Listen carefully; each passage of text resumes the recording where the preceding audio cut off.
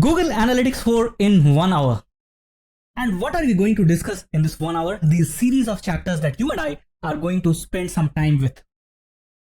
So in these chapters, I'm going to give you an overview of the reports and the way Google Analytics 4 is structured in the account.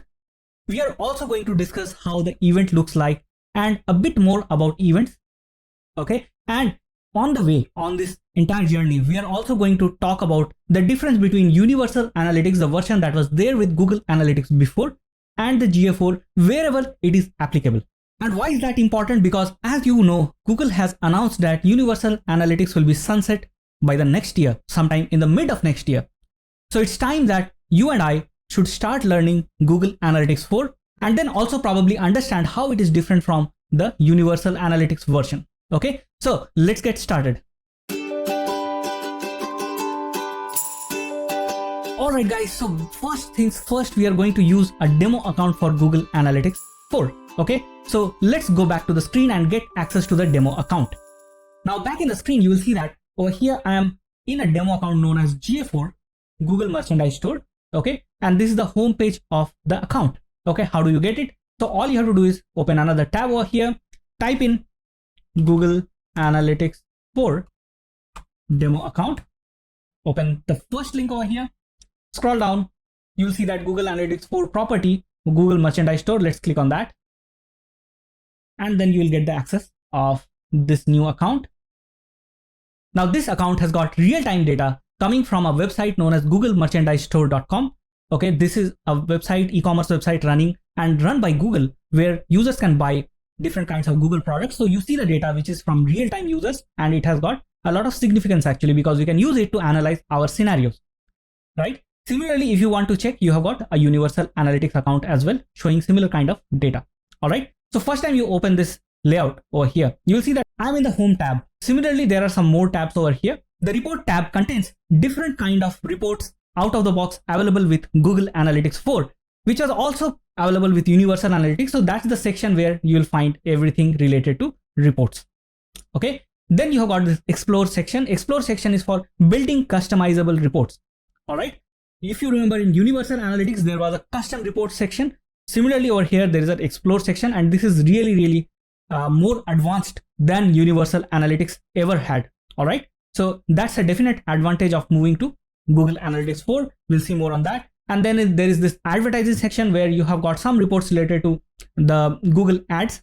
If you have connected your Google Analytics account to the Google ads, but then if you are not connected, then also there is a significance of this section, because here you will find the attribution modeling of different kind of traffic that's coming and the different kind of conversions that you're getting. Okay, so very important attribution modeling. We'll talk about that as well. And then finally, you have got this configure section. This is meant for people who are configuring Google Analytics reports, or let's say they are doing some customization. Then this section becomes important. It has got a lot of developer related activities as well. We'll talk. And finally, in the corner over here, you see the admin option. Admin option is for handling admin related activities. Since we are in a Google Merchandise Store account, we don't have the entire access of this account. You'll not be able to do much with the admin. So I'll show you one of the accounts that I have, that I use for demoing purpose, where you will find good look of the admin settings. We'll talk about that later. All right. And then you have got this top area where you can switch between different accounts. Okay, if you have more than one account and property and so on. And then obviously there is some user related options over here, and the central area has got all the reports. Okay. Now, if you're coming from Universal Analytics, you'll find the design and layout of these reports have changed by quite a lot. This looks more like the Firebase Analytics reports. If you are talking about comparison. So the erstwhile Universal Analytics account that was known as App Plus Web, if you have ever used it. So there was an App Plus Web kind of account, and that has moved to this GA4 kind of account. Okay.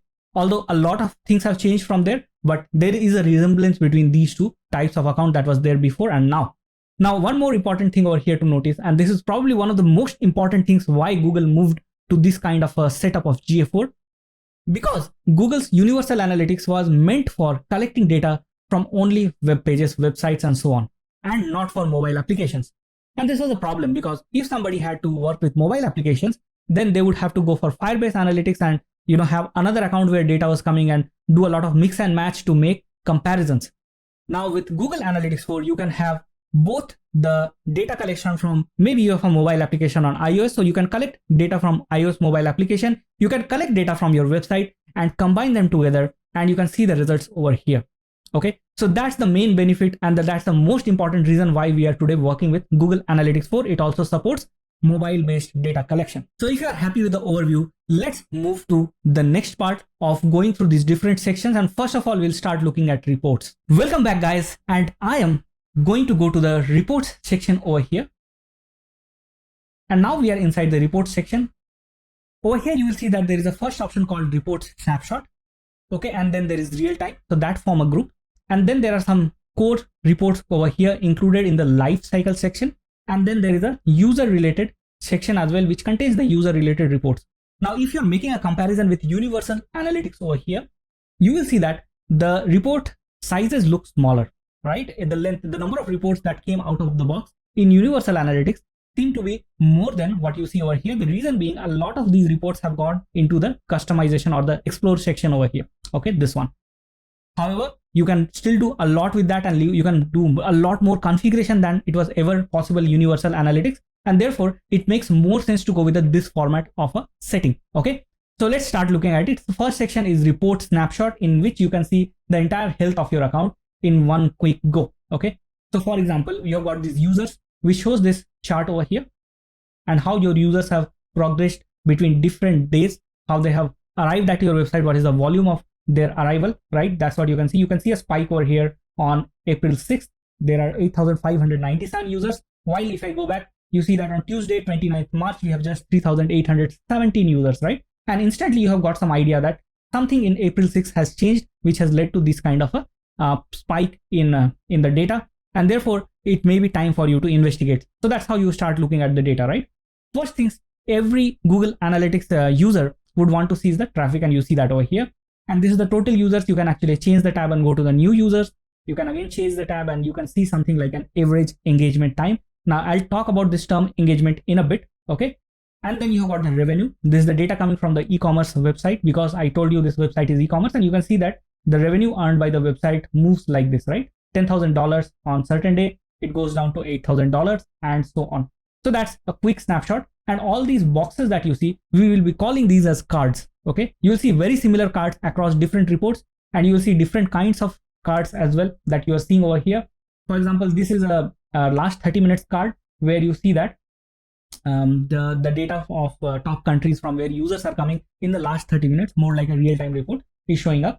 Similarly, you have got this insights card over here. This is more like a AI doing the job for you. Okay, you see AI related data over here.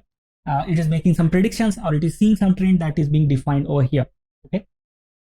Then you come to this section where you see that the card has changed into a chart type, and the volume of users by channels, okay, is showing up over here. The direct channel, that is the users actually typing in the URL directly in the browser and then going to the website. So the users who are from direct are the maximum, and the second highest is organic search. Probably users who have searched the website on Google, clicked on the Google search link which appeared over there, went to the website like that. Okay, so channels are basically sources from where users visit your website. It could be Google, it could be Facebook, it could be any other third-party website which are making referrals, it could be email, and so on, right? So those are the sources that you can see over here. It could be video as well. All right, let's move forward. You also have got sources related data over here. So here what we are seeing is the total number of users. Here you can see the total number of sessions over here. Now, while we're talking about sessions, let me give a small overview of what sessions are in Google Analytics and why are they different from Universal Analytics. Sessions in Google Analytics is pretty interesting. Google Analytics 4. In Universal Analytics, whenever a user arrived at the page, okay, the session was started, and session is basically a collection of user actions that's happening, user visiting through pages, they are clicking on some button, this and that, everything, all those actions were captured in one single session, and the session would generally expire after 30 minutes of inactivity. So if a user keeps on using the browser, the session will not expire. But if the user does not, then the session expires after 30 minutes. That's the general thumb rule. Okay. Similarly, here also something similar works, but over here, the session gets started with an event called session_start. Okay. So there is a mechanism, and events, we are going to tackle it a bit later. But then there is a mechanism in Google Analytics where you can actually send some information to the Google Analytics 4 account, which are known as events. Okay, so session start event is an event that is fired by Google Analytics 4. Okay, automatically. You don't have to do anything based on whenever the container loads and all those things in browsers start happening. Okay, so whenever user arrives at the website, there are multiple things happening. Okay, the page is loading, there is a concept of container loading and so on. So Google Analytics 4 takes a decision based on some sort of behind the scenes operations in browser to take a decision on when to fire that session start event. Okay, and at the moment the session start event fires, the session also starts, and when the user leaves the browser, the session ends. Okay, so the way session was seen in Universal Analytics has changed the way it is seen today in Google Analytics 4. Very important. And I'll share some resources as well along with these chapters. You can find it in the description or in some resources of the different sections that we have. So you'll find out more about those sessions and how things have changed inside it if you go through those links in much more detail. All right, so let's keep moving forward. There are some more cards over here. You see that users by country is a card that's over here. And then there is another card, user activity over time, and so on. So this entire report snapshot is a sort of summary of what's going on with your account. Okay, then there is real time. We'll come back to real time later. Let's, after this, now that we have seen the summary, let's go to the acquisition section. And there are some reports in the acquisition. We'll talk about that in much more detail. So let's get started with the acquisition section. All right, guys, so let's go back to the screen. And now you will be inside the acquisition section. You can also go inside it if you are, trying to look at these reports along with me. And inside acquisition section, these are 4 options that you see: acquisition overview, user acquisition, first user medium, and so on. So all these are individual reports. Let's go to the overview and see what it is all about. Now, acquisition section gives you the information about the traffic that your website is getting, number 1. And the number 2 option that you see over here is the traffic sources. Now, as I had already explained, sources are the places on the internet from here where users are clicking on some links on those places and visiting your websites. For example, it could be the organic search of Google. For example, if you have sent an email to a prospect and the user clicks on that link, obviously they will land on this page that you have your website, and that will become another source, right? And so on. You get the idea. Now, these are the 2 things. And if you come to this overview report, you will see that the entire data is made of these 2 things. Okay, there are users. Again, this traffic report we have seen, and then some new things are coming over here, such as events and conversions. We will tackle these when we are inside engagement. Okay, but let's go back to users. And over here, this card can be interesting for you. It is definitely for digital marketers who are looking at the traffic and trying to understand which source is bringing them the most amount of traffic. Over here, you see that new users by first user medium, organic, is getting us 29,000 visits in the time period that we have selected from here. Okay, that's the calendar for us. And this is pretty similar to what we had seen in Universal Analytics. You can select the start date and end date over here. You can select the different options over here if you don't want to go with the start date and end date. You can make comparisons over here, compare the data between 2 different periods and so on. So that option is available with you. Right now, it is by default selected for about, I think, a 28 days period. Okay, that's the default selection. And in that period, you see that the organic visitors over here are about 29,000. There is the channel CPC, that is cost per click. Okay, this is generally, let's say, from Google paid channels or Facebook paid channels. That's the data you get over here. Now, let's also quickly discuss what is medium over here. And then I was talking about channels as well. So what is this all about? What is source, right? It can be a cause of confusion. Now, every channel is made up of 2 different aspects. Okay, so the channel could be Google. Over here, the source is Google. But inside Google, you have got 2 different ways in which users can arrive at your website. The first way is the organic search, where the listing is there in the organic page and you click somewhere on that page, on that link, and you go to the website, right? So that's number 1. Number 2 could be the paid links that come on the top, right? The Google ads. So users can also click on one of those Google ad links and then arrive at your website, isn't it? So there are basically 2 options inside the source. Okay, so those 2 options would be known as mediums. So you have got channels, a general broad term to say what are the different ways in which you can get visitors to your website. Okay, it is also known as the acquisition channels at times. And inside that, you have got the source and then the medium. The source is the top level one. So you can have Facebook as a source and then Facebook organic and Facebook paid. Email as a source and then email organic and email, let's say paid listing also appearing over there. Okay, so it's up to you how you want to get it configured. There are ways to do it using UTM parameters. You can read about UTM more on the internet. But by the way, here what you're seeing is the user medium. So we are saying organic is the medium. It could be Google or Bing or any other search that is responsible for this organic, right? But the medium is organic. The channel over here is not defined. So it is from search, basically you're getting 29,000 visitors. And then you have got CPC, that's a paid channel. You're getting about 6.6K visitors in this time period, right? And there are others as well. If I come down over here, you will see that default channel grouping has come up, right? And now there is where the channel comes in. Inside channel, as I said, there were source and medium. So direct is one of the channel, organic search is one of the channel, and so many other options are also there. And as I had told you before as well, that each user is responsible for creating more than one session. Every visit by the user is likely going to create one more new session. So there is data on session as well that you can take a look at. So you get the idea of what acquisition overview is going to give you. The details of these are available inside these reports. Okay. So for example, I can click on this link and go to this report. Okay. And then you will see over here, I can click on traffic acquisition and go to the traffic acquisition reports and so on. So let's click once over here. If you want to see the detail, basically you're going to click on that link, right? So let's click on that. And then you see that, right? You see that this is the different kind of report. This is the kind of report that we are seeing for the first time. And over here, typically these detailed reports in Google Analytics 4 are made up of two charts, 1, 2, and there's a big table over here. That's the general formation of these reports. Okay. So in the charts, what you see comes from the table. Okay. For example, see that this table is showing the data for session default channel grouping. So all these are channels for me: organic search, direct, unassigned, and so on, display, and so on, emails. And for each channel, I'm able to get the number of users in traffic acquisition and the number of sessions over here. And then there is engaged session, average engagement, time per session. Now let's talk about engagement. What is engagement as per Google Analytics 4? These concepts were not there before. In Universal Analytics, users were looking at the bounce rate and bounce rate data and all those things, right? To understand whether the traffic to your website is really engaging with the content or not, right? Over here, we have got this concept of engagement available with us.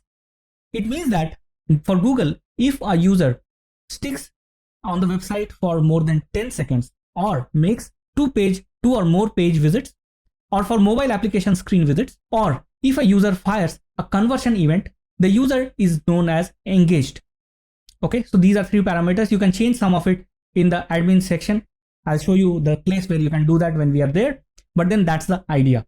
Now with that, let's start looking at these engaged sessions. So what we are saying is that total number of sessions over here are 53,059, but out of that 36,000 are engaged sessions, which means that these 36,000 sessions have either spent more than 10 seconds or seen more than one page, that is 2 or 3 pages or screens for mobile, and or the user has fired a conversion event during this session. Okay, definition of conversion event, we'll come back to that later when we are in engagement. That's the place where we'll discuss events. And then the rest of the data is related to those engaged sessions that you can easily make sense of. Okay, you can also use the scroll to go to the other side and see that there are some data related to conversions and total revenue.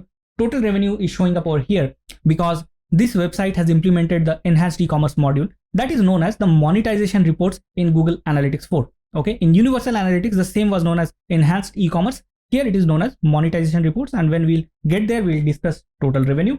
But you get the idea of how this table is arranged over here. Okay, now you can do something. See, the sorting over here is done by sessions, right? The arrow is pointing downwards. So if I change it to users, you'll see that this report also changed by users. Okay, users by session. And if I click over here, it becomes session by session default channel grouping. I click here, it becomes users by session default channel grouping, right? And also you can change this session default channel grouping to, let's say, session medium. And you will see that the second part now changes. It becomes users by session medium. So that's how you can change this report. The first chart is showing the timeline, like a time series report across different mediums, because we have selected mediums over here.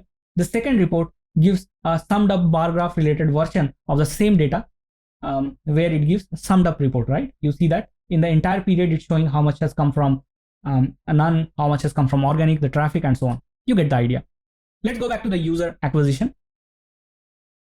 Now we are in the traffic acquisition. We are seeing the user acquisition report. You largely not see much difference over here between this and the other report. You can still work with it in the same way. Only difference that you'll see over here is that we have the data on new users. In the previous report, we had the data on the total users. Over here, we have data on the new users. The rest of the things are pretty similar. You should be able to figure it out. And same is the case with user acquisition first user medium as well. Okay, let's open that. And here you'll see that it is by default selecting the first user medium, and that's about it. What does first user medium mean? It means that when the user first time arrived at the website, which medium did he use? Okay, not the subsequent times, but the first time. That's the only difference. And that's what you see in this entire section of acquisition. It is a combination between the overall traffic, how this traffic has come across different days, and how is the distribution across different channels. Okay, so that completes acquisition. Next, we are going to look at the engagement reports. So let's talk about the universal analytics and GA4 analytics together so that we can make a difference between what has changed while also gaining the concept of events. So what are events in Google Analytics? Events are pieces of information that you would want to send from your website to your Google Analytics account.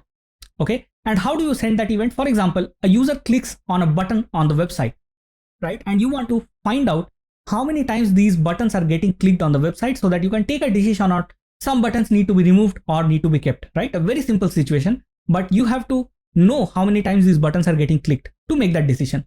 So out of the box, Google Analytics cannot capture those kind of things. Okay, you have to do some configuration behind the scene to make it work. So how do you make it work?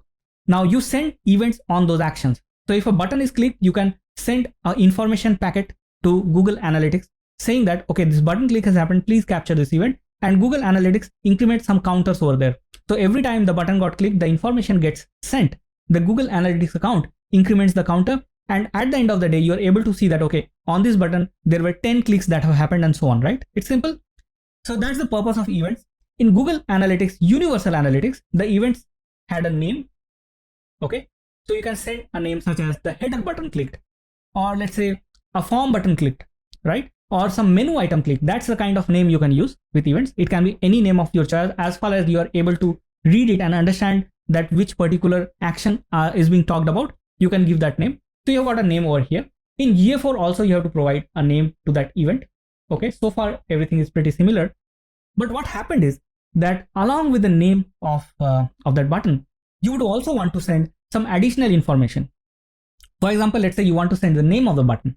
Okay, or maybe you want to send the URL that the button click would go to. You also want to send that information to Google Analytics, right? So there are additional pieces of information that you would want to send along with the clicks that are happening.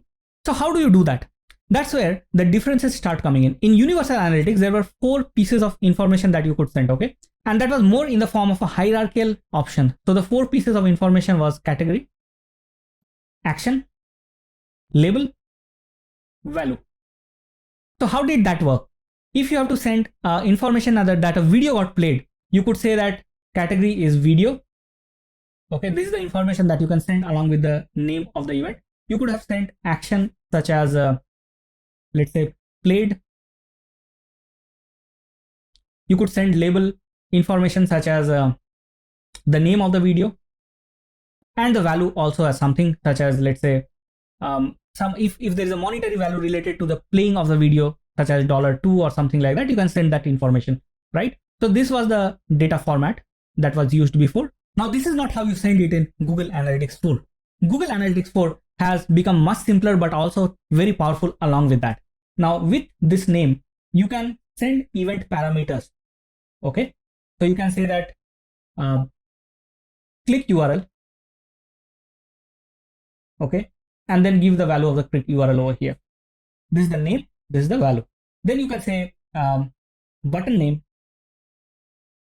button underscore name, and then you can give the information over here. Okay, whatever name it is. And then you can also pass in so many other information. There are a total of 25 such information name value pairs that you can send along with the name of the event in Google Analytics 4. Okay, so that's the benefit of using GA4. You can model the data much better. It has become much more powerful. Here things were much more constricted, but it has changed a lot. You've got more freedom to decide on how you can model the data. What button clicks to track, what video plays to track. How will you send the information about the name? You don't have to be always bound by category, action, and so on. You can decide it on your own. So now that you understand what events are, we should be going back to our reports. And so we are doing that. We are inside engagement, and engagement has got similarly an overview option and then events, conversions, and then pages and screen. We can very quickly wrap it up now that you understand what it is. In the overview section, you will see that there are again different cards showing different kinds of data. Okay, we have seen some of these already. What I want to see over here is this event count. So this is showing the total number of events that were fired in this period. Okay, related to all button clicks. Even the session start event that I was talking about is the type of event that's fired by Google Analytics themselves. Okay, there are many events that the system itself fires. For example, if there is a page view, somebody sees a page, there's an automatic page view event fired by Google Analytics, and so on. There are so many other events that Google Analytics fires. You can configure your own events and fire them. That option is available. You can do it in code or you can do it with Tag Manager. So all those summation of events is what you see over here. And then here you will see that there are so many event names over here. Remember the event name that we are talking about? That's the event name you can see over here, right? And then you can see something related to page title and screen class. Let's come back to that later. But right now I want to go to events and let's talk about the event report. How does it look like? All right, so now we are in the events details report and you see that all event details names are showing up over here. All these events are fired in this account. I can actually increase the list over here and you start seeing all the events in this list. Some of these are fired by Google Analytics, as I said. The first visit, there's a session start. Let's see what else. Okay, then we have got these, the click ones. Yeah, so all these are fired by Google Analytics. So as I said, all these events such as view promotion, view item list, or let's say there is some add to cart events. When a product is added to cart, the website is configured in such a way that whenever the add to cart happens, the data is sent in form of an event to Google Analytics 4. Now these are all advanced implementations. We are not right there as of now. So let's keep looking at it. You will see that so many events are either configured or fired by Google Analytics. And against that, you can see the count of event, the total users, event count per user, and some general standard data. You also see the total revenue, which is entirely the output of this purchase event, right? Now, if I go inside one of these events, let's go to add to cart. Okay, you will see the details of that particular event over here. So this is more like an event details report. Now, if you want, you can make the change over here in terms of if you want to choose add to cart or some other event details and check out the data for that. But right now we are inside add to cart. And these are all the standard cards that you can use to analyze the add to cart event performance. If you see over here, for example, event count per sessions is slightly increasing over a period of time. So that gives you an idea of the add to cart is slightly improving over this entire period after having a drop over here, right? So that's the idea basically. But something important that I want to discuss over here is these options, okay? So you see that there is an option called page title and page location.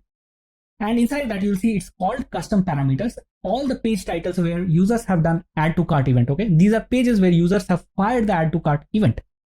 So those pages are showing up over here along with their event count and total users. Remember that I had told you that you can save your information in name value pairs. For example, the name being page URL, and then you can put in the URL, click URL, and then you can put in the URL information over there. That's the custom parameter. That's the parameter that we are talking about. And that's the data you are seeing over here.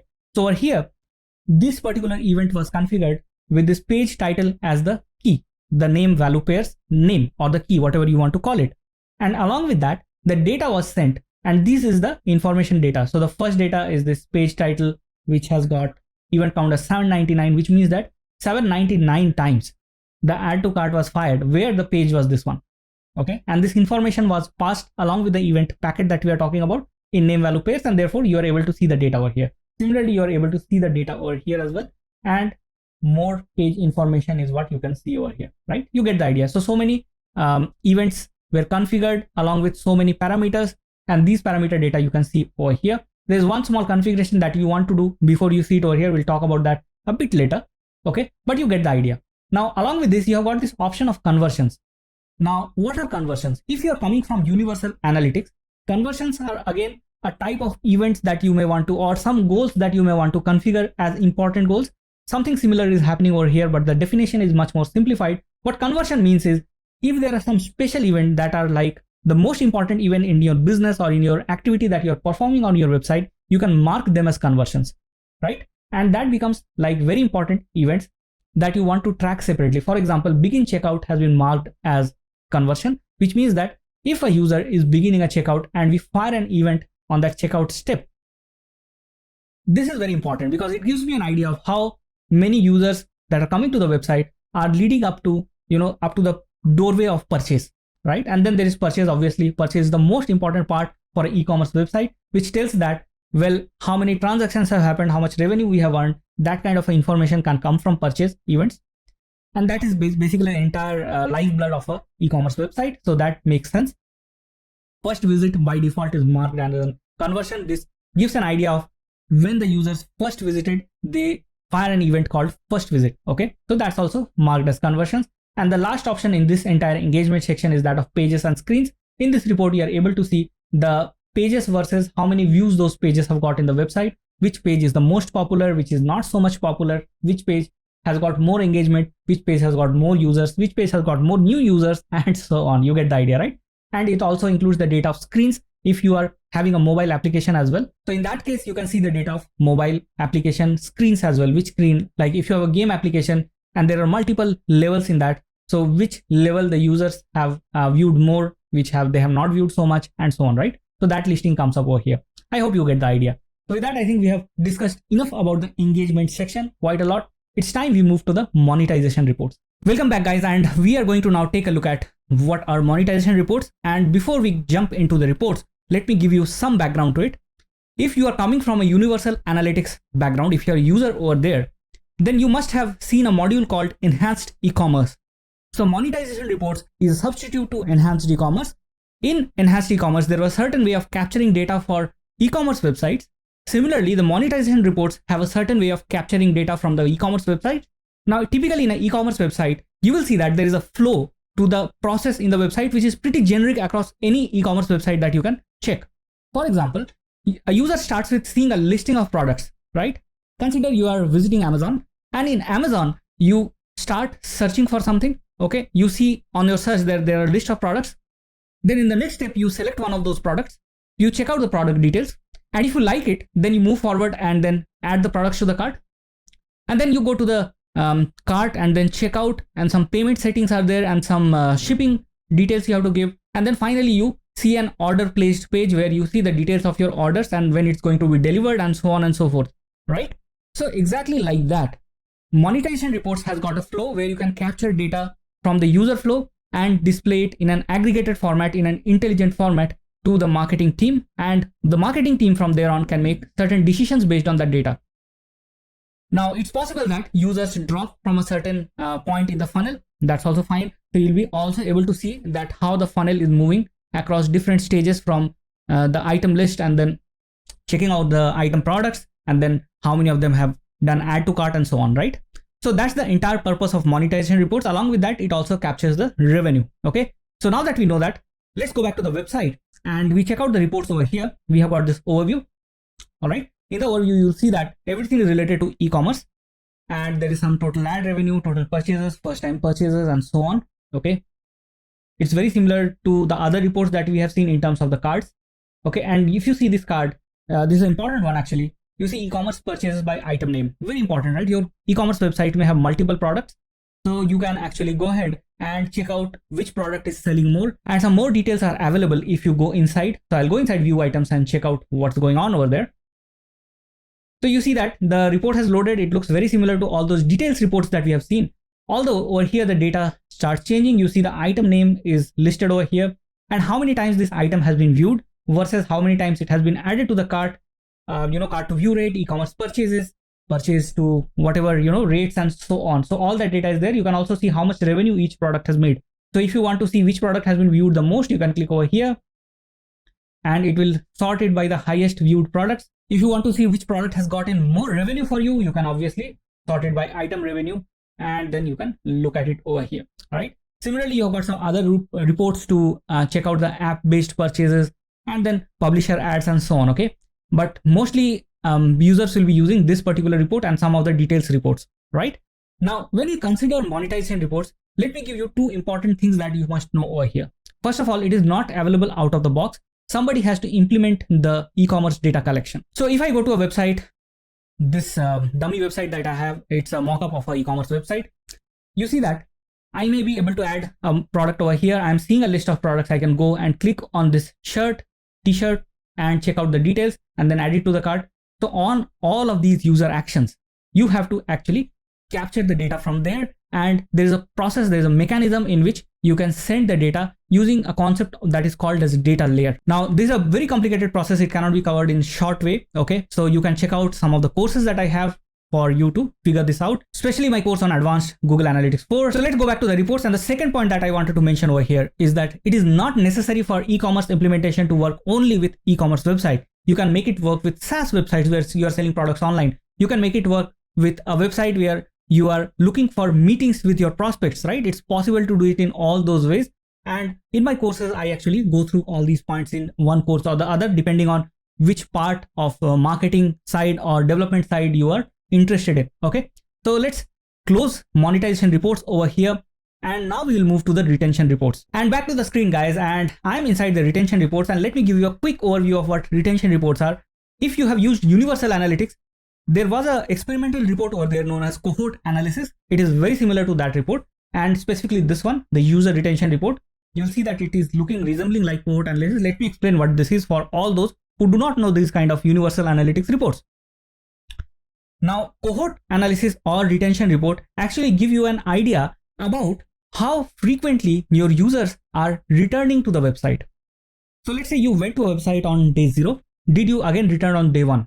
Did you again return on day 2 and day 3 and so on? That's the idea that this report gives. It is very important because as a marketer, the marketer needs to know that what kind of revisits the users are making so that they don't have to spend marketing dollars repeatedly, isn't it? So that's what is shown over here. So it says that if all the users who started on a certain day, out of them, that's 100% basically because they're all the users, out of them, how many of them returned on day 1 and then day 2 and so on. All right. And there is also the similar report on user engagement, right? If the engagement of all the users starting on certain day was 1 minute and 17 seconds, how did it change on the second day, third day, and so on, right? The steeper this is, the worse is the performance. That's the idea, right? So that's all about retention report. There are some other charts as well over here. You can take a look at it. But at the end of the day, all these reports are giving you an idea of how good your retention of your visitors, your customers is. So before we start, let me give you a difference between the reports that we have been seeing and what we are going to see in the demographics and tech reports. Till now, what we have seen is the behavior of a user on the website. Where are they coming from? How much time they're spending, how engaged they are, what events they are using, how retention is working on your website, and everything that the user has to do on your website. But in demographics and tech reports, you see what the user is all about. Who are they? Where are they coming from? What is their age range and everything that is about the user. So let's go back to the screen and you'll see that we have got this demographics and tech reports.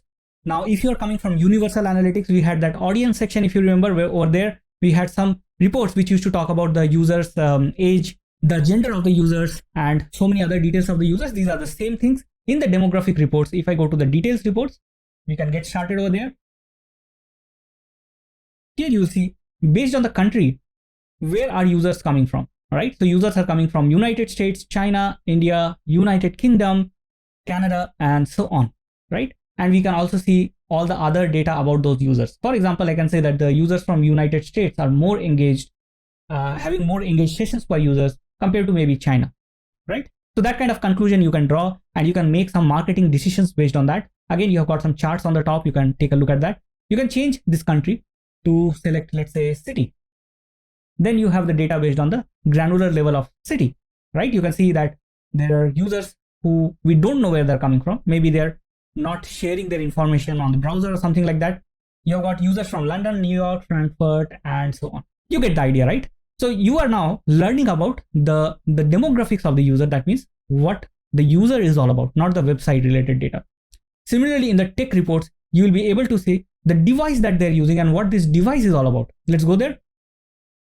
All right, so now you see that the default selection is by browser, and then based on the browser, Chrome has got the maximum number of users who are visiting using Chrome, the website, right? So if you are a developer and you have to take a decision on which browser should be, the highest priority for building a website, then probably it's Chrome, Safari, and Edge maybe, right? Because most of the users are coming from there. Even revenue-wise also, you'll see the split is very similar. You get the idea, right? You can change this. You can check for devices. For example, I can go for device category. And you see that desktop has the maximum number of users and so on. You can also select some other details. For example, let's check the OS version. And you see all different OS versions are showing up over here. In fact, you can see OS with version. Maybe that's the better one. Yeah, you see that Windows 10 is getting the highest number of visitors from where your website is getting viewed. Then it's Macintosh, Android 11, and so on, right? You get the idea. So that's about tech reports. Let's meet in the next section where we are going to check out the explore section, because we are done with the reports. Thank you for watching. All right, guys, back to the screen. And I'm inside the explore section now, and it looks very different from the report section. Let's check what this is all about. In the explore section, you can create multiple kinds of reports. Okay. This was not possible in the custom reports in Google Analytics, Universal Analytics version, but over here, you can do that. Let's see what these reports are all about. So you've got freeform reports in the first option. This is like a tabular report. You can put some rows, some columns of the data that you need, metrics, dimension, and everything. And then you can check out the data that's coming up, make decisions based on that. These are typical funnel reports where you have got different stages of a user flow. As I had shared with you before, that you can create a flow between, the list of items that a user views on an e-commerce site, then checks out the view of one particular item. So you got a flow over there. How many of them check the list of the items? Apart from that, how many of them move to the next stage and viewed the item? And then how many of them again went forward and created added the product to the cart, and so on, right? So that's the funnel flow. You can create that kind of report over here. We'll take a look at one shortly. Then we have got path exploration. Again, if you are coming from Universal Analytics, remember those user flow reports. It's exactly like that actually, with some more customization options. So what does user flow means? Now, let's say you are trying to figure out which are the starting pages of your website where users are starting their journey on the website. Okay. So it could be the homepage. So it's the homepage. Now we want to see that from homepage, where do generally users traverse to, navigate to, right? So it could be some other page. For example, they can go to some product listing page or some company details page and so on, right? So then you can check the entire flow from one page to another to understand how users are flowing from one page to another across your website, right? So that's the path exploration report. We have got segment overlap report. Segment overlap is also very interesting. It is more of a, checking out what is the general profile of your users. For example, if you want to see that how many of your visitors to the website are coming from America, so that's one segment, right? Coming from the States, one segment. And you also want to see out of those users, how many of them are in the age of 25 to 34. Then what you do is you create two different segments. One is of age 25 to 34. The other is the location being the United States. And then you see the overlap of both of them. You see the diagram, you'll know that there's an overlap over here. That will give you an idea of how many of the entire users base are, users from United States and between this age range, right? That's the idea. Then you've got cohort exploration report. Very similar to the retention report. It basically shows that how your users are starting their journey on the first day and whether they're returning on the second day or not, and then on the third day or not, and so on. That's cohort exploration. User lifetime report is again about the revenue that users are generating across their lifetime. If you are an e-commerce website where you are calculating the revenue, sending the data to Google Analytics, this is a place where you can see the data, right? Now that we have discussed all these report types, maybe you can check out a couple of them. So here I am sharing with you a funnel report. Okay. And in this report, you will see that I have created the entire funnel of the user journey across the e-commerce website. So the first one is view item list, which means that users are viewing a list of items. So how many such users are there? So you can see the data over here that active users 37K have actually in this period of time, February 22 to March 23, have seen the list of products, right? There are 37K users, and out of them 21K dropped, and then 16K moved to the next step where they actually clicked on a product and they started viewing the page of the product, right? Checking the details. And of them, 10K dropped, and about 6K, less than 6K went and added products to the cart and so on, right? And right till the purchase. So you get the idea, right? You can do some configuration. You can check out these segments, dimensions, and so on to make changes and make this report work, right? Let's go back. We can also check out some other reports such as the freeform report. Let me open it over here. Some of these reports I had created earlier across some training that I was giving. All right, so you see there is some freeform report in tabular form, and in the rows I have got transaction ID. Let's remove it. We don't want it to be complicated for you to understand. Let's also remove this one. So in the rows we'll just have country. Okay, so you see the country names are over here, and in the columns I have put event names. Okay, the events that these users may be firing, and the count of the events and everything. Okay. So you see the values, that's the data over here that is showing up is the event count. You can also remove e-commerce purchase for now. Let's keep it to event count. So basically this data is telling you, so what are the different event names, okay, in this axis. And in this axis, what are the different countries from where these events have been fired? Okay, and you see the count of those events over here, and it is that simple actually, right? You get it. Now you can also add some segments and filtering and all those things. You can give it a try to see how you can make it work. Okay, so here, for example, I have just got one event that I'm trying to test, that is a view item. So if I remove it, you will see that the segment comparison of just one item will be gone, and I will be able to see all the other events as well. Simple, right? So you get the idea. Let's go back. Let's take one segment overlap report as well before we close this section. Now you see I have taken 3 segments over here in the segment comparison. One that is of the mobile traffic, like we said about age, right? 25 to 34. One that is of the tablet traffic, and then users who are from US. So what I'm trying to figure out over here, how many of these users that are from US are using mobile for browsing the website? How many of them are from tablet? So if you see, this common intersection is of mobile traffic and US, right? And the number is active users is 8.9K. But if I see this common section, it's tablet traffic and of US, and I'm seeing 550. So I think we have discussed a lot about this custom report. Give the other reports a try as well. Okay, there are many fancy reports you can create and many options possible. So with that, I will move to the next section, that is of attribution modeling. Back to the screen, guys, and you will see that I'm inside the advertising snapshot over here. And this section in the advertising snapshot is meant for Google Ads report. So if you have Google Ads connected, you will be able to see the data from Google Ads right over here. To use this section for that. Okay, if I move forward and go inside attribution modeling, let me give you a couple of minutes of overview. If you are again coming from Universal Analytics, there was a report type called attribution modeling. You would have seen that this is the same, exactly same report. Okay, it's very similar in features and functionalities. So you don't have to worry about learning it again, but you can find it right over here. That's something you should know. But if you're coming fresh to Google Analytics 4 and you have not used attribution modeling reports, what is this all about is all I'm going to explain to you. Let's say you have got a purchase on your website. Okay, somebody has purchased a product. Now what happens is, if you're a marketing team person, you have to figure out which channel led to this purchase, right? What does this mean? So did the user come from Google Ads and then purchase the product? Or did the user come from some organic search and purchase the product, or from email and then purchase the product? That's a decision you must make, because you have to spend marketing dollars based on the performance of the channel, and the revenue that you are earning is the performance of that channel, right? Now it gets complicated from here. Sometimes a user may have used multiple channels to come to the website before making a purchase. So first time, let's say the user came from Google Ads, browsed the product, maybe added the product to the cart, but did not purchase it. In the next time, the user may have come from, let's say, email marketing. Okay, and then the user clicked on a link on the email, came to the website, again did not purchase. And then third time, the user searched something on Google search, used the organic search channel to come to the website, and then finally make a purchase. So in such cases, which channel should get more credit? Should it be the first channel where the user first time got to know about your company, or should it be the last channel from which channel actually the final dollars came in, or should it be the middle channel where the user actually got to know about your website better? So you can actually debate on many kinds of things. So there are different kinds of model to give attribution or give credit to different channels, right? And that is what is attribution modeling reports.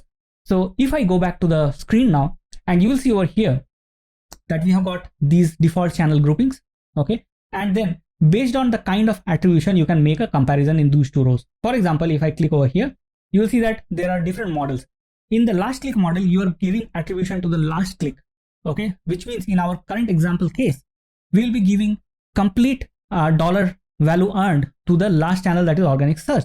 But if I go by first click, it has to be Google Ads in our example, right? And you have got some other models as well. Similarly, you have got models for which you can make comparison. For example, if you select last click over here, if you select first click over here, then you can see that how the different channels are performing. For example, across direct, there is no difference, but in organic search, if you select the last click, it is giving you more dollars than the first click, right? You get the idea. So explore these. And if I go to conversion paths, it is in similar lines, but I'll give you a short explanation. Now, conversion paths basically tell you that what are the most popular paths of visiting the website. For example, you'll see that the conversions, about 38,000 of those conversions have happened by users who have directly visited the website and just gone ahead and did conversions. Okay, but there are some options. For example, over here, 3 times organic search happened and then the conversion happened. Some other cases are also there. 3 times organic search and then 1 referral happened and then conversion happened, right? So different combinations of what is working on your website. There are 19 organic searches, for example. You get the idea. So that's how attribution modeling reports are used. It is very, very important for marketers to understand this, because they are putting their real money into different channels. So they should know which channel is giving them more dollar value.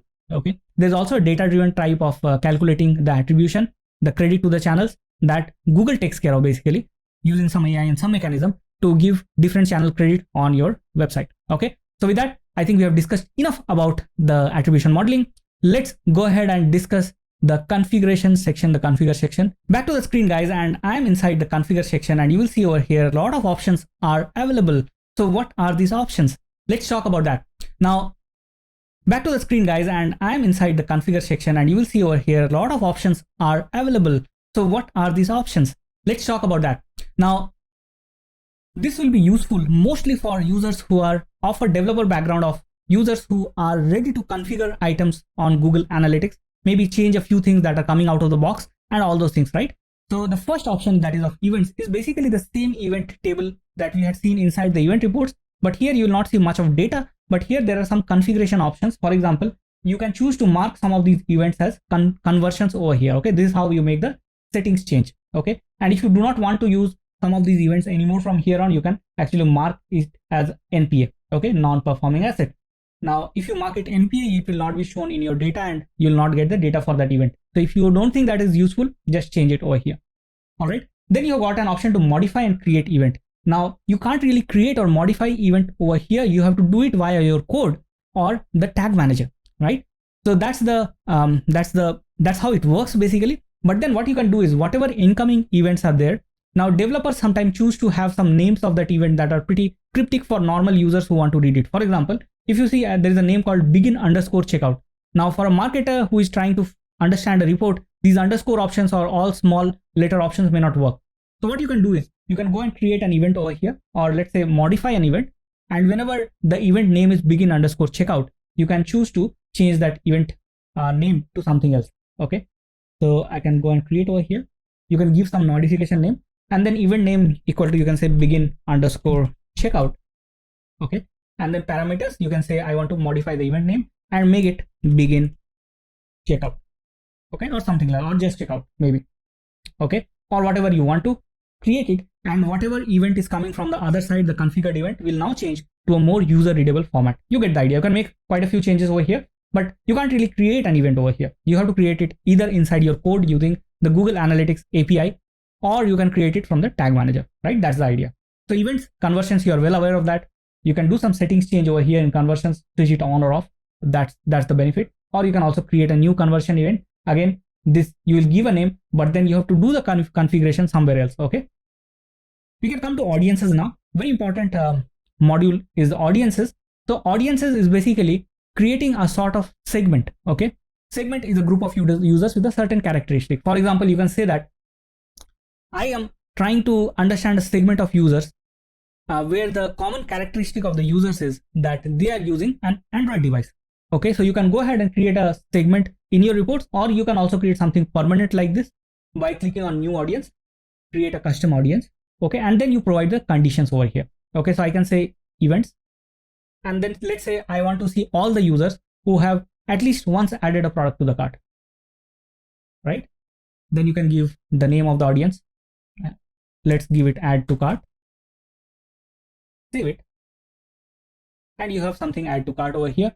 You can actually go inside and understand this particular group of users in itself. Okay, so you have some data over here that you can check, and you will see that I moved out of my Google Analytics demo account, because in the demo account we do not have permission to do so many test scenarios that we want to do, right? We don't have the admin permission. So I'm showing it to you over here. I have got an account where I do some dummy analysis, so I'm just showing that to you over here. Okay.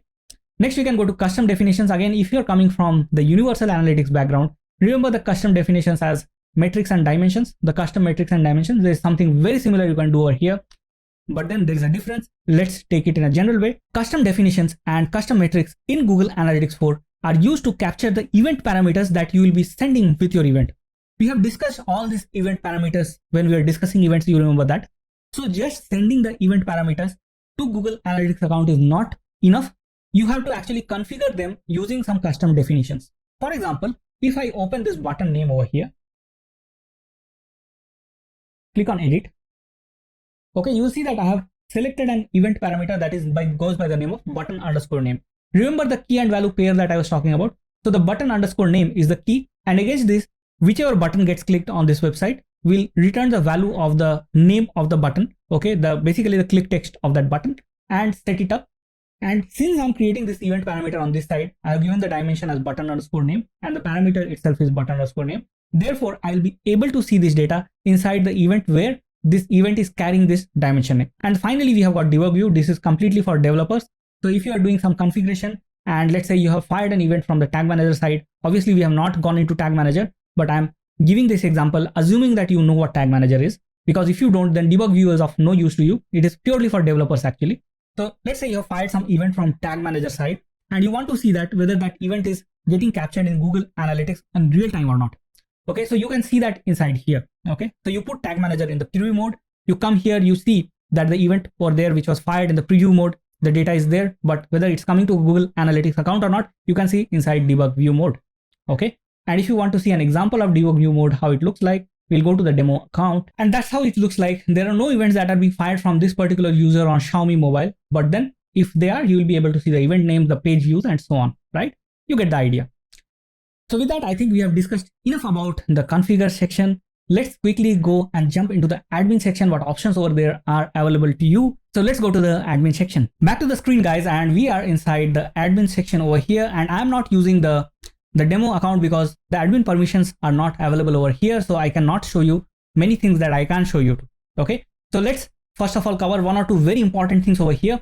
The first is data streams. Let me give you a quick overview of data streams because it is very important when you consider it with comparison to Universal Analytics, and it has changed a lot. Okay, now in Universal Analytics, there was no concept of streams. There were accounts. That is, one was the account level, the top level of your business or your company.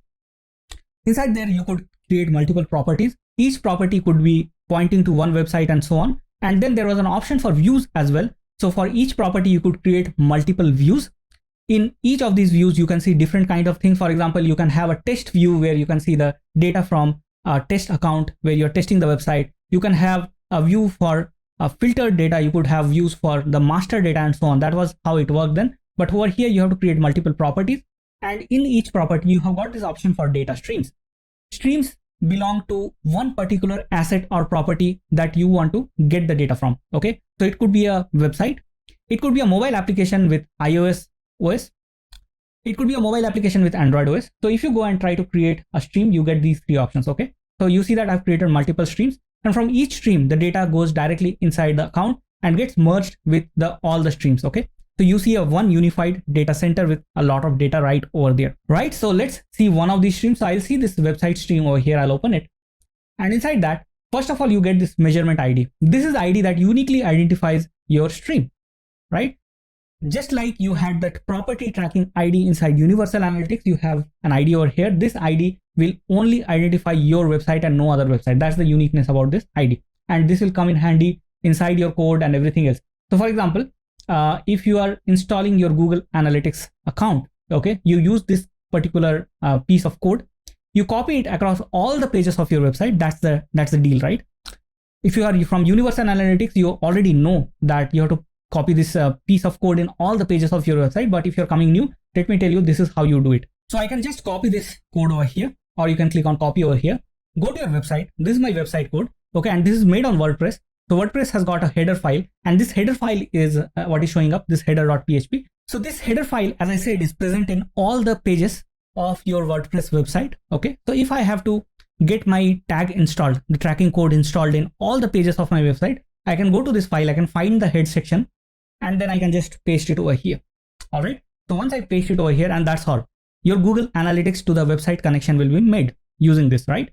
So that's the use of this particular tracking code. And here you will see that the ID is showing up, right? The one is showing up over here. And that's how Google Analytics is able to identify which particular property or which particular website or mobile app is firing a particular page view or whatever event is being fired, right? Because of this particular ID. So that's the benefit of knowing how the stream works. Okay, and I have given you a lot of information. There are some new things that have come in this particular section. One of them is known as enhanced measurement. So you see that part over here. If I click on the setting button, you will see that some of these options such as the page views, scrolls, outbound, clicks, site search, and so on, video engagement as well, all these can be configured just by switching these options on. Okay, you don't have to do any work in the tag manager or in your code for finding how the video engagement can be fired, or how the site search event can be fired, or how outbound links can be captured. You don't have to worry about all those things. In Universal Analytics, you had to worry about it, not over here. Here, just switching on these options will do the job. And there were some more options in Universal Analytics, such as if you wanted to filter out some IP addresses and all those things, you can do it from here. There is an option called more tagging settings. Over here, you've already seen the modify event and create event in the event area. That's the same thing. But there is an option called configure your domains. This will help you configure the cross domain tracking. And again, this was a pretty complex thing in Universal Analytics and GTM before. Now it is simple. You can do it from here. You can also define your traffic that you want to filter, or if you want to filter some referrals, this is the place you have to come to, right? So these are the two things that are very important in data streams. Couple of things that I wanted to discuss before I close this section. You have got this place for linking your Google Ads account. You go inside that, you click on link, find out the Google Ads account, add it. That's simple. It's very simple actually. So with that, I think we have covered quite a bit of important admin section stuff that we wanted to know. Okay, check out explore more. There are a few options that you may want to find over here and understand more about it. Before we move forward, we have a couple of things that we have not closed in this course that I want to take a few minutes to explain it to you. So let's quickly go back to the screen and look at it. The first of them is the real-time reports. In the real-time reports, you are seeing the data from last 30 minutes of the traffic on the website. Okay, so you see first of all which countries the users are coming from. There are some over here from Sri Lanka, a small country, and then there is some from Singapore, and United States has a lot of users coming from different locations. You see some from China and so on, right? So you get the data of geography, and then you get the data of what are the user audiences. We have discussed that, what are the different pages they are visiting, what are the different events and so on. All this from the last 30 minutes, okay? The real-time reports, very similar to the real-time reports that we know of in Universal Analytics, all right? So that's one important thing. The other important thing is, some of you may ask that we had such a great feature in Universal Analytics that was known as segment. Okay, what happened to segments? Okay, so it's there. The name has changed. So segment has become add a comparison. Okay, you already see that there is one segment of all users showing up over here. That's the default segment. You can create some more. You can click on add comparison and select some dimension over here. You can say the city is, let's say, Adelaide. I want to see the data of users who have arrived at this website from the city Adelaide, and I want to create a segment or a comparison out of that. We'll click on apply. And now we have got the second segment or comparison showing up over here, right? Although it looks like it's 0. That's not a problem, but you get the idea, right? So you have got a comparison in all these tables, isn't it? So that's how you can create segments inside Google Analytics 4. So now that we have discussed all of it, it's time that we close this course. But before we close this course, it's time that we take a quick summary of what we have learned and what is there in the possibilities of Google Analytics 4 that you can master and become a master yourself. So let's check that out. Let's spend a couple of minutes summarizing what we have done. Just in an hour's time, or maybe a bit more than an hour, you have learned a lot about Google Analytics 4. We learned how the account is structured, how it is different from Universal Analytics in terms of reports, in terms of certain configurations such as events, such as how the tracking ID and the measurement ID and everything is enhanced measurements and so on. We learned about the reports, what are the different kind of reports that are available out of the box with Google Analytics 4, and what else can you do with those custom reports. Pretty important things actually. We also saw how to create those custom reports, how there's a section for dedicated for configuration related work for developers. We saw settings in the admin, how data streams are placed and so on. We also saw how we can integrate the Google Analytics account to your website. So if you are satisfied with these bunch of things that we have learned, okay, this is just the start. And you, I think, are well aware of it. You wanted to get an idea of Google Analytics 4, and therefore you took this 1 hour of journey with me. What about if you want to learn more? What about you want to become a master of Google Analytics 4? So for that, I have got, I would say, 3 particular courses that you may work for you. The first course is about Google Analytics reports in a lot of detail. And we also go through some bit of GTM basics, Google Tag Manager basics, and how you can start working with Google Tag Manager along with these reports. Okay. What we have done over here in 1 hour, we take about, I would say, 10 hours or so of a journey inside Google Analytics 4, check out every single thing in detail, understand how to configure, understand the reports better, understand how to configure better, and so on. So that's the first course. You will see the link in the description, or you will also see the link in the resources. Then there is this second course. that is about the advanced implementation of Google Analytics 4 with Google Tag Manager using complete JavaScript tutorial. Okay, we go through at length how e-commerce is set up, how different events are set up, how advanced data layer works, and so many things over there. Okay, it's a 16-hour worth of course, 16 hours of Google Analytics, and the entire course is dedicated to people who want to configure Google Analytics in a certain way. Okay, who want to have a complete custom control of Google Analytics and how data is sent from the website to the Google Analytics account. This course is a must for you. Okay, again, you'll find the link along with the description. Please go ahead and check it out.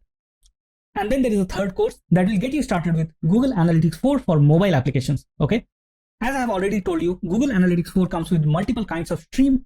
What we have been focusing on and what is generally the focus is the website. But of course, your mobile application is generating a lot of data, a lot of analytics. And if you have to capture it, I have a tutorial on that along with a custom project of a mobile application where we learn step by step how to capture data from the mobile application and send to Google Analytics. Again, the link is in the description.